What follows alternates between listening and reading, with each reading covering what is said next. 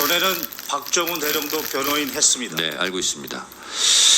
이용민 증인의 변호사로서 이용민 증인의 지금 심리 상태가 좀 안 좋은 것 같고 본인도 아까 치료를 받고 있다고 하는데 지금의 상황이 어떻습니까? 그렇습니다. 오늘도 약을 먹으면서 점심과 저녁에 약을 먹으면서 버티고 있고 제가 보기에는 옆에서 표정을 보면 안쓰러운 상태입니다. 이용민 증인이 왜 이렇게 됐습니까?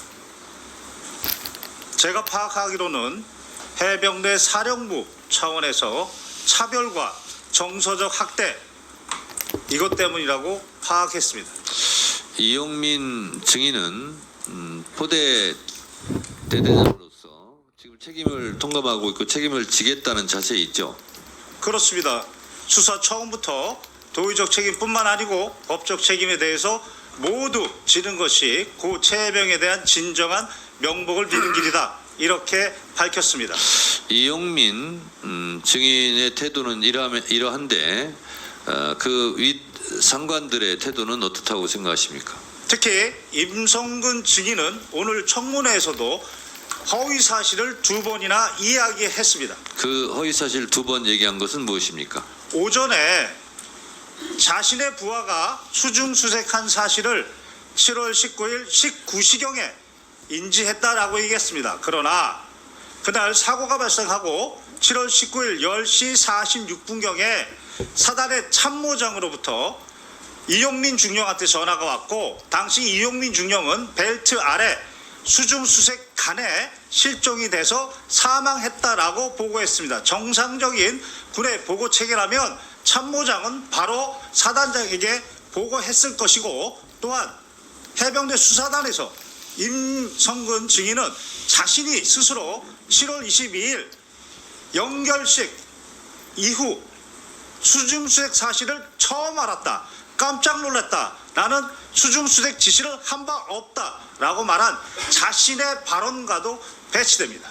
두 번째는 수중 지시가 아니라 수중수색 지시. 지시가 아니라 본인은 계속 현장 지시가 아니라 지도였다고 그래서 지금 피해가는 말을 하는 것 같은데 그 부분에 대해서는 어떻게 생각하세요? 그렇습니다. 오후에 또 하나 허위 사실은 작전 지도와 관련해서 7여단장, 사단장은 7여단장의 관계에서 작전 지도를 한다 이렇게 얘기했습니다. 그러나 7월 18일 오전 현장 방문한 것이 바로 포병 3대대 구중대였습니다. 당시 구중대장은 전날까지만 해도 호우 피해 복구 작전이라고 알았는데 현장에서 갑자기 실종자 수색 작전으로 변경했고 당시 지형 정찰 및 위험성 평가를 위해서 병력을 대기하고 있었습니다. 그런데 갑자기 사단장이 나타나서 브리핑하고 있는데 갑자기 브리핑을 중단시키고 지금 빨리 들어가서 수색 안 하고 뭐하냐 라고 수중 수색 작전을 그리고 중대장한테 명령했습니다. 명백하게 허위사실이고 그 구중대가 바로 국민일보 일면에 나온 일렬식 수중수색 그 사진입니다. 자, 또 하나의 허위 증언이 있습니까? 이종섭 증인이 국민들 앞에서 이첩 보류 지시가 적법하다고 얘기했는데 명백하게 법리 오해 위법입니다. 당시 최해병의 변사체가 발견됐습니다. 그러면 변사자 처리 지침에 따라서 해병대 수사단은 독자적으로 조사할 권한이 있습니다. 사망 원인에 대해서 그 사망 원인이 불명이면 불명인 대로 사망 원인이 밝혀졌는데 범죄 원인과 관련이 없으면 그러면 그때 당시는 국방부 장관의 지휘 감독권이 있습니다. 그러나 사망 원인에 범죄 원인이 있으면 개정된 군사보험법 2조에 따라 이첩시켜야 됩니다. 국방부 장관은 이때는 지휘감독권이 없습니다. 그게 개정된 군사보험법 2조의 취지입니다. 그리고 이것에 따라서 법원이 재판 관할권을 가지고 있는 군인 등의 범죄에 대한 수사 절차에 관한 규정 7조 1항에 따라 지체 없이 바로 이첩 시기를 지체 없이 경복청에 보내게 되어 있는 것입니다. 따라서 당시 박 대령은 개정된 군사보험법 2조와 그리고 대통령의 명령에 따라 지체 없이 이첩하려고 한 것입니다. 여기에 국방부 장관이 법령상 권한 없이 이첩을 보류하라는 의무 없는 일을 시킨 것입니다. 그 자체가 직권남용이고, 여기에 더해서 이첩의 내용에 대해서 뭘 빼라, 특정인을 빼라, 내용에 대해서도 직권남용한 겁니다. 네.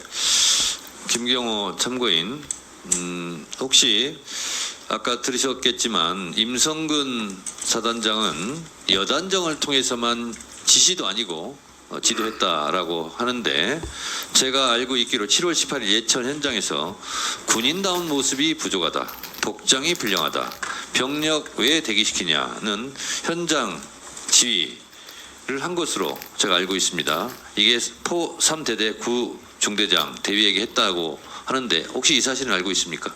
그렇습니다. 저는 바로 군 검사가 사본을 만들어 놔야 됩니다 라고 했던 사본을 다 봤습니다. 다 봤습니까? 다 봤습니다. 그러면 임성근 사단장이 여단장에게만 지도했다라는 말은 허위입니까? 허위입니다. 관련 카톡에 당시 실종자 수색 작전의 의사 체계를 카톡으로 했고, 당시 포병 여단 대대 그리고 말단 간부들까지 사단장 지시, 사단장 강조 사항으로 모두 전파가 됐습니다.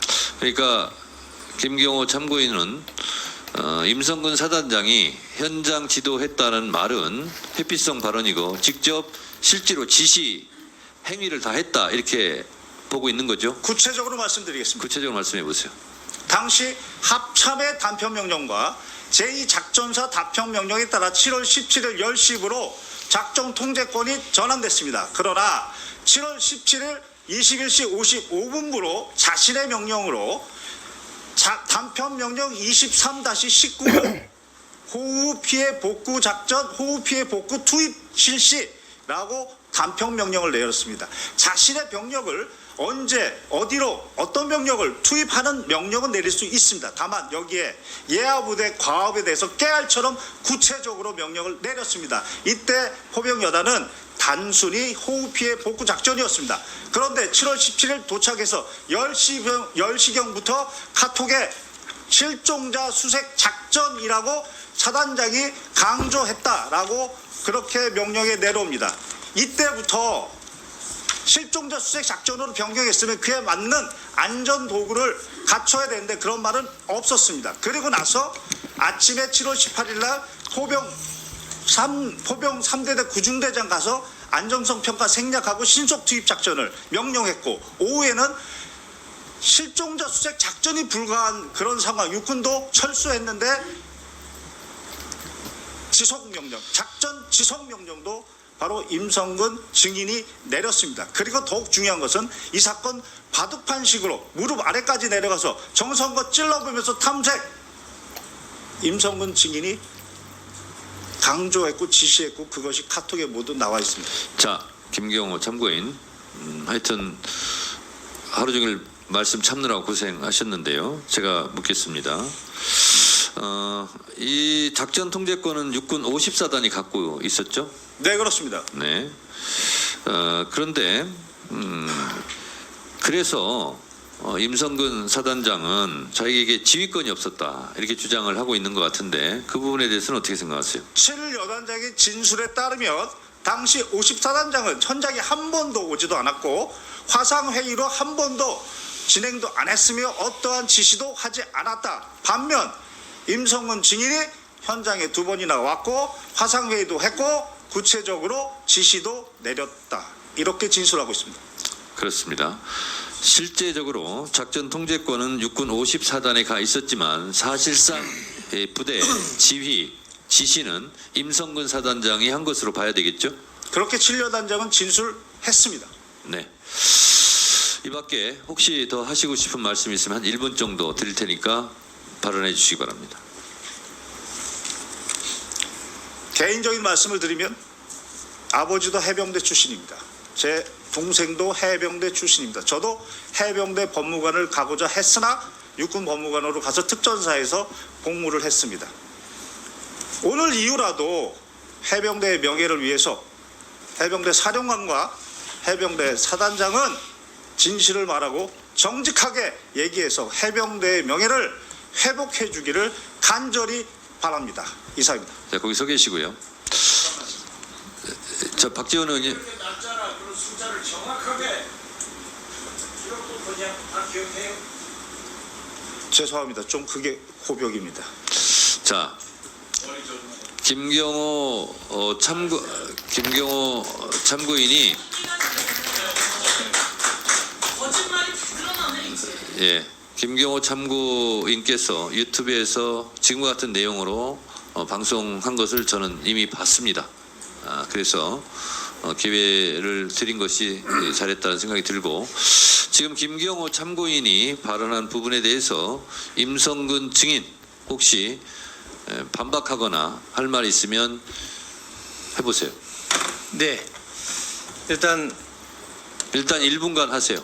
위증과 관련해서 언급했던 제가 수중 수색을 했던 사실을 다시 사고가 났는데 수중에서 하다가 사고가 났다는 것을 알았던 사실은 제가 아까 19시경이라고 했는데 우리 김경호 변호인은 10시 46분에 참모장을 통해서 참모장이 그걸 확인해 갔다 했는데 당시 저는 예천에 있었고 참모장은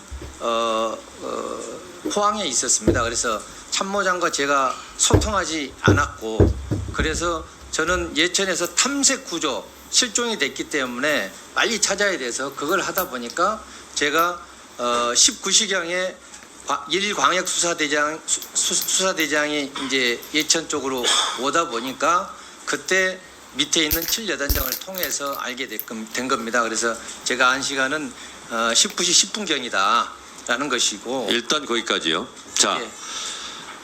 임성근 증인이 1분간 발언했는데 김경호 참고인도 재반박할 시간 1분간 드리겠습니다. 해병대 수사단에서 임성근 증인이 직접 자신의 발언은 22일 날 연결식 날 알았다라고 했습니다. 수중 수색 사실을 그날 알았다라고 했는데 오늘은 19일 19시에 알았다라고 해서 자신의 발언을 자신이 뒤집고 있다.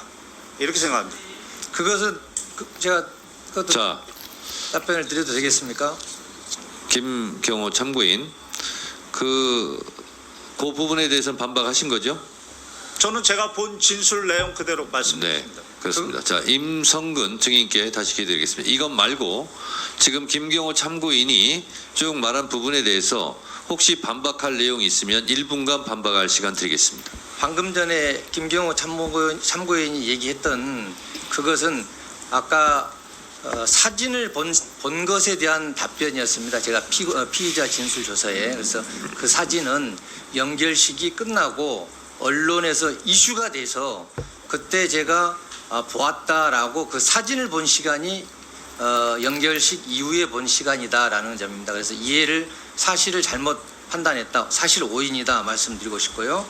그다음 9중대에 가서 제가 했던 부분은 말 그대로 신속 투입 명령이 아니고 그 인원들이 아직 작전을 개시하지 않은 상태였고 원래 8시에 과업을 시작해야 되는데 9시 반에 좀 늦게 오다 보니까 작전을 조기에 해라는 취지에서 제가 얘기를 했는데 마침 그때 여러 가지가 정리 안 된 모습을 보고 바로 제가 옆에 있는 여단장한테 요거 시작하기 전에 안전교육하고 그다음에 재반 사항을 교육시킨 다음에 이 중대가 할 수 네. 있도록 해라라고 됐습니다. 조치를 자, 해줬습니다. 1분간 발언 네. 기회 드렸으니까 김경호 참고인 또 1분간 반박해 주세요.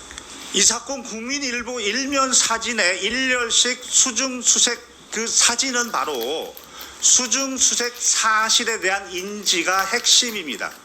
오늘 오전에 어느 국회의원님이 그 사진을 올려주시고 물어봤을 때에는 수중 수색 사실을 7월 19일 19시에 알았다. 이렇게 발언했습니다. 그런데 수사단에서의 발언은 바로 그 국민일보 사진을 22일 날 받고 수중 수색 사실도 그날 알았다라고 하면서 자신은 어떠한 수중 수색 지시도 한 바 없다까지 얘기했습니다. 따라서 여기서 핵심은 수중수색 사실의 인지이고 그것에 대해서 오전에 분명히 7월 19일 19시라고 얘기했는데 그것은 자신의 발언과 기존의 발언과 배치된다.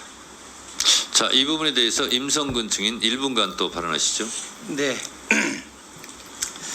제가 정확히 제가 진술하고 진술서에도 제출한 것은 수중수색이었다는 것을 알게 된 것은 사고가 나서 7월 19일 19시 10분경에 사고가 난 다음에 알게 된 것이고, 그다음에 그 사진에 대해서 사진을 언제 인지했느냐, 원래 사진이 19일 아침에 카톡으로 왔는데 언제 내가 인지를 했느냐, 그것은 연결식이 끝나고 나서 제가 언론에서 이슈돼서 그게 그 문제가 된다 하고 제 카톡에도 있다는 얘기를 누군가로부터 들어서 그때 제가 알게 됐다. 그걸 좀 설명하는 자, 겁니다. 임성근 증인, 본인이 계속 지시는 하지 않았다, 현장 지도만 했다, 이렇게 입장을 고수하시는 거죠?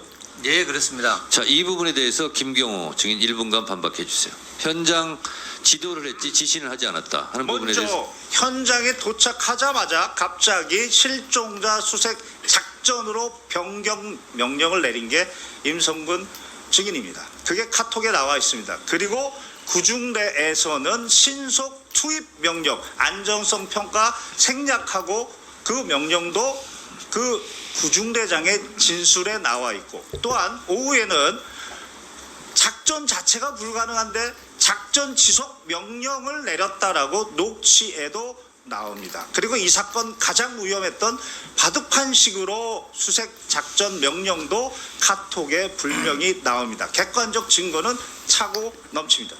자, 임성근 증인, 바둑판식으로 찔러라 하는 작전 지시를 했다라고 지금 김경호 참고인께서 말씀하시는 거죠? 그렇습니다. 네, 이 부분에 대해서 반박해 주세요. 네. 바둑판식 수색이 나온 것은 아까 위원장님께서 카톡으로 지시했다는 그 사단장 지시사항입니다.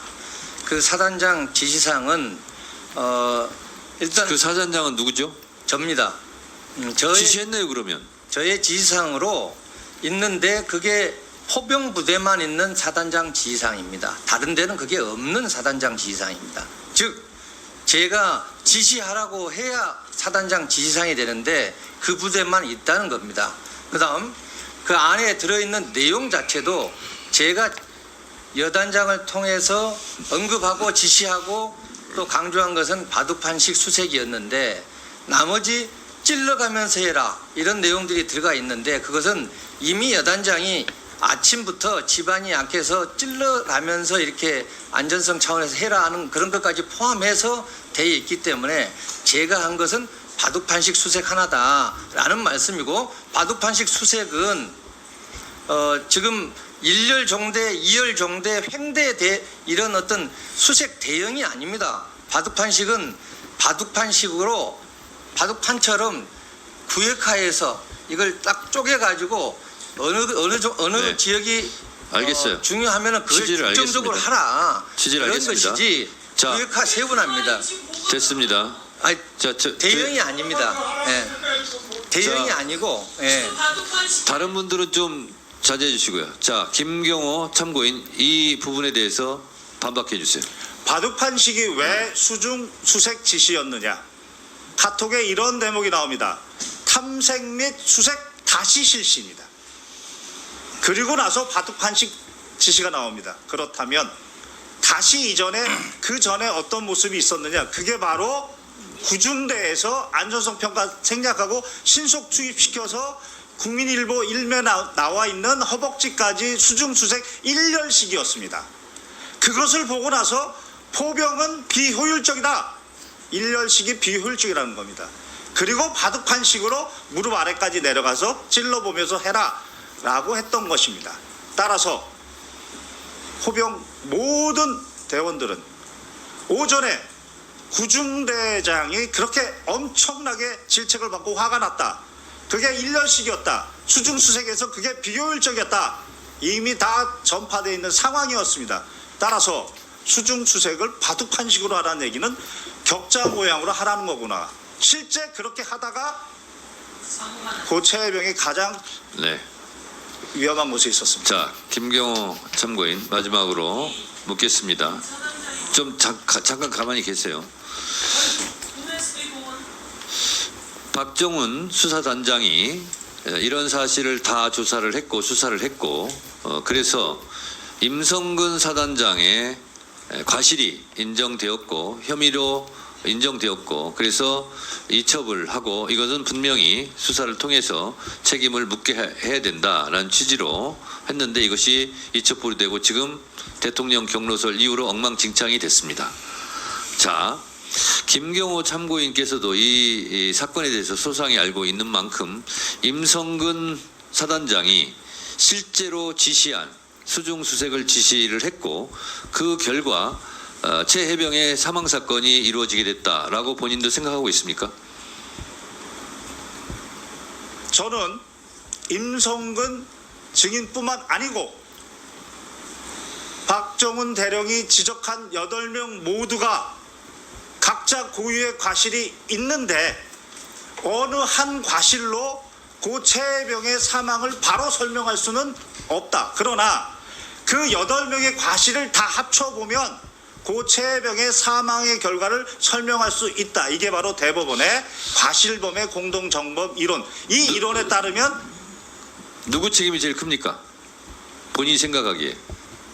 그것은 바로 호우 피해 복구 작전이라고 생각하고 삽 마대를 들고 갔던 부대에게 아무 준비 없이 실종자 수색 작전으로 방향을 확 틀어버린 임성근 증인의 책임이 가장 크다고 판단합니다.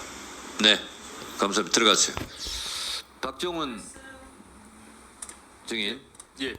김경호 참고인이 어쩌면 본인이 말하기 좀 그런 부분까지 다 증언을 했는데 김경호 참고인 부분에 대해서 혹시 첨가하거나 삭제할 부분이 있습니까?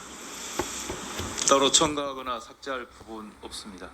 그 김경호 변호사가 얘기한 부분들은 제 부하인 수사관들이 저에게 다 보고했던 1000페이지 가까이 되는 수사 서류에 다 담겨져 있는 내용들입니다. 이상입니다. 네.